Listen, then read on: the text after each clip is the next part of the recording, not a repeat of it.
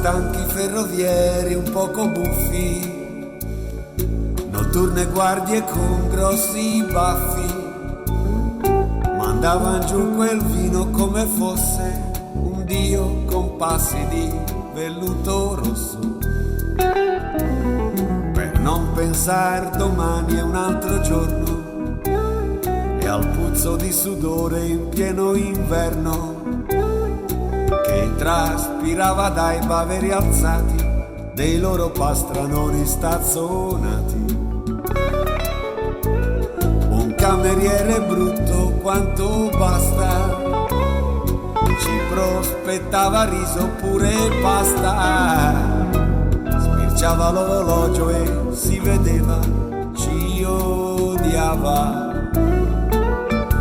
E le puttane su sgabelli appollaiate, con quelle gambe certo troppo accavallate, offrivano agli sguardi di platea la loro industria con la mercanzia, mentre magnaccia nella pen impellicciati con quei pesanti anelli grossi ed ostentati, bevendo rum montavano la grana nel mentre che fumavano marijuana.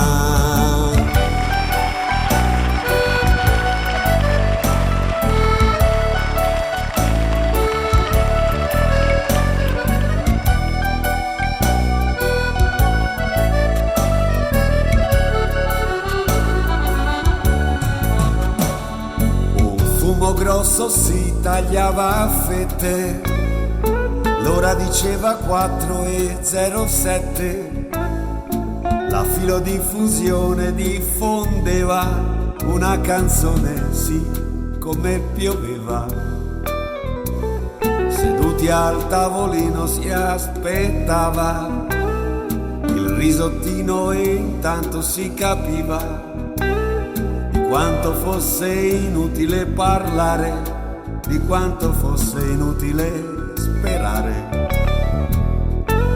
Ci guardavamo muti dentro gli occhi per una strada chiusa senza sbocchi, pensando forse a un'isola lontana, lontana, ed un barbone le attricette, forse sognando di palpar loro le tette, la sigaretta fatta con cartine gli provocava tosse senza fine, le mani vinte sprofondate nelle tasche ed un destino dalle tinte troppo fosche.